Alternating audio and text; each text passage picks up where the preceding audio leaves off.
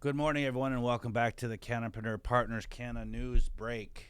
Big news out of Michigan. Michigan cannabis sales soar 179% to a record $146 million in March of this year. Michigan does a nice job. They actually break it down. Their medical sales improved 59% to $50 million. This is year over year growth. And adult use sales soared 346% to $97.6 million. Stunning numbers coming out of cannabis.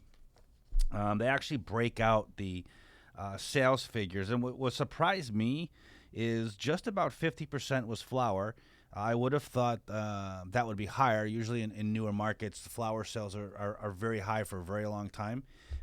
So that was an interesting thing. Edibles and vapes. Vapes and then edibles were number 2 and 3 at 17 and 14 of the $97 million total sales for the month. Retail sales for the month to people. So it was a pretty amazing numbers what they're doing here in Michigan. It's very, very, very exciting stuff. The wholesale price in Michigan has finally started coming down. It was January of 2020. It was about $8,000 a pound. That's down to, it looks like, just over $4,000 a pound for the wholesale market cost per pound. So that is it's still high. It's on par with Massachusetts for some of the highest in the nation, and that's just a question of getting cultivation through the system. We know the demand's there. It's undeniable that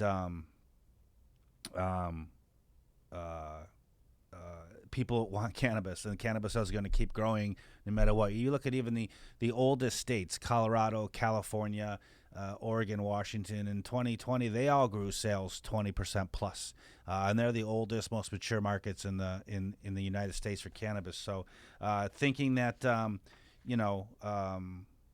that demand is going to keep growing for many years is the right thing to think.